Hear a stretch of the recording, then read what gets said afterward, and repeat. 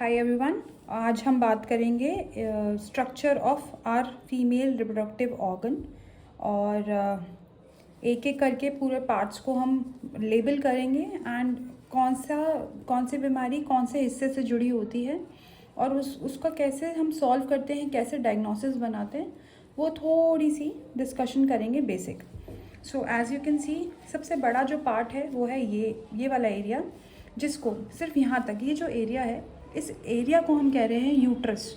Okay, uterus को हिंदी में हम बोलते हैं आम भाषा में बच्चेदानी। अब बच्चेदानी से ही हमें पता चलता है कि जो बच्चा बड़ा जहाँ पे होता है वो एरिया है ये। This area is where our kid grows. ठीक है, अब जी इसका जो ये बाहर वाला जो एरिया है, it's a very very strong muscle.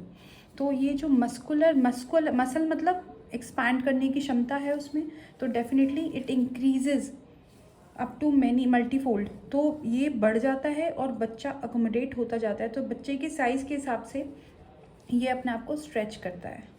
अब इस एरिया के जो नीचे है, एक ये नैरो एरिया देख रहे हैं हम, और फिर ये वाला, सो दिस इज़ सर्विक्स। तो एक तरीके से हम इसको बच्चेदानी का मुंह कहेंगे, राइट। तो ये आउटर सर्विक्स है, तो इसको कहेंगे एक्सो सर्विक्स। ये है एंडो सर्विक्स। अब जो कैंसर है, जो हम कहते हैं कि बच्चेदानी के मुंह का कैंसर जो है, वो ये वाले एरिया में होता है, जहाँ पे ये एक्सो और एंडो मिल रहे हैं, वहाँ पे बेसिकली। तो अगर हम इसको ऊपर से नीचे उठा के देखें तो ये वाला एरिया जो है यहाँ, इस एरिया को हम कह रहे हैं एक्सो सर्विक्स। ठीक है, नाउ इस तरीके के दो स्ट्रक्चर दिखेंगे आपको, एक इस तरफ और एक इस तरफ। ऑपरेशन के दौरान शायद सर्जन ने इसको अलग कर दिया है, but no problem, we'll attach it again.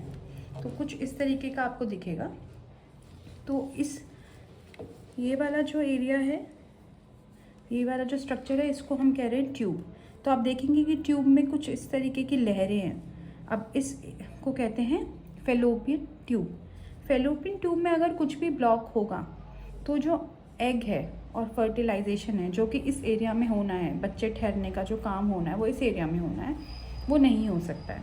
तो ये ट्यूब किसी भी तरीके से अगर ब्लॉक्ड है, चाहे वो ब्लड क्लॉट हो, ट्यूमर हो, ट्यूबरक्लोसिस की वजह से हो, या प्रेगनेंसी ही हो, क्योंकि अगर प्रेगनेंसी यहाँ ठहरती है then it becomes very difficult, क्योंकि बच्चा तो बढ़ता रहेगा अपने आप और ये ट्यूब का साइज़ है कम, तो ये क्या करती है, फट जाती है।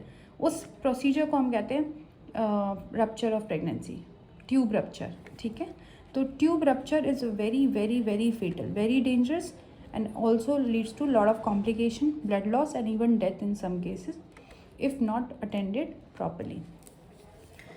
इसके साथ ही नीचे की तरफ आप देख सकते हैं, ये है ओवरी। ओवरी क्या करती है, पहले तो सारे हॉर्मोन्स का जिम्मेदारी इस स्ट्रक्चर पे है। ठीक है, एंड जो एग्स हमारे बनते हैं, या हमारा एग्स का कितना रिजर्व है, स्टोर हाउस है, वो सारा यही स्ट्रक्चर है। एक इस तरफ है, सेम एक इस तरफ है।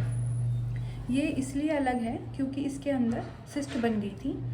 सिस्ट का मतलब होता है कि पानी, ब्लड या पस की थैली।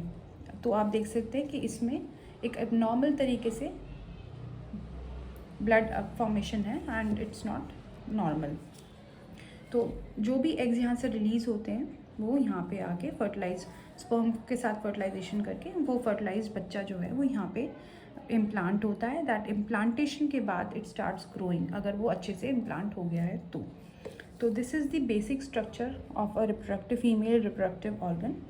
अब यहाँ पे कोई दिक्कत हो या यहाँ पे कोई दिक्कत हो तो अल्ट्रासाउंड में भी पकड़ में आएगी। ओवरीज में दिक्कत हो, अल्ट्रासाउंड में पकड़ में आ जाता है। बट अगर ये वाले एरिया में, फैलोपियन ट्यूब में, जब तक नॉर्मल ट्यूब है वो दिखेगी नहीं। अल्ट्रासाउंड में ट्यूब दिखती ही नहीं है। अल्ट्रासाउंड में ट्यूब तब दिखती है जब उसमें या तो बच्चा ठहर जाता है या फिर उसमें कोई दिक्कत होती है, नहीं तो ट्यूब अल्ट्रासाउंड में दिखती ही नहीं है। इसलिए कभी भी आप अल्ट्रासाउंड की रिपोर्ट में ट्यूब के बारे में, जब तक कि वो नॉर्मल है, आप नहीं पाएंगे। ठीक, so this all can be diagnosed with the help of ultrasound. और अगर उसमें ट्यूमर डायग्नोज हो गया है, पेशेंट को ब्लीडिंग है, तो पूरी बच्चेदानी निकालनी है या नहीं निकालनी, ये सर्जन गायनेकोलॉजिस्ट का काम है, उनका डिसीजन है। एक बार जब डिसीजन वो हो गया, उसके बाद ये बाहर आ गया, अब हमारे लैब में ये ऐसे आता है। अब इसमें से हम सेक्शंस लेंगे, डिफरेंट सेक्शंस के छोटे छोटे हिस्से लेंगे और उसको फिर हम माइक्रोस्कोपिकली स्टडी करेंगे। और वो माइक्रोस्कोपिक स्टडी को, इन सेक्शंस को लेके, इसको हम कहते हैं बायोप्सी। तो बायोप्सी टिश्यू के बॉडी के बाहर आने के बाद ही हो सकती है। अब मैं ये अंदर अगर लूँगी भी तो बहुत थोड़ा सा ले पाऊँगी। लेप्रोस्कोपिकली भी अगर हम सर्जन के द्वारा लेंगे तो हल्का सा, जैसे यहाँ से छोटा सा टिश्यू, यहाँ से। पर अगर हमें पूरा ही स्ट्रक्चर एग्जामिन करना है कि कोई क्या वजह है, क्यों हो रही है ब्लीडिंग, और कुछ ऐसी वजह है जो ठीक ही नहीं हो सकती, तो निकालना ही बेहतर होता है। So this procedure is called as complete hysterectomy. And ये अगर इन दोनों को हम निकाल रहे हैं तो बायलेटरल सैल्पिंजो मतलब ट्यूब, सैल्पिंजो ओफेरेक्टमी। तो hysterectomy, salpingo oophorectomy. Oophor means ovary, ectomy means निकालना, सैल्पिंजो मीन्स ट्यूब। तो it is the specimen of total abdominal, that is a procedure. Hysterectomy sample with bilateral मतलब दोनों तरफ, सैल्पिंजो ओफेरेक्टमी।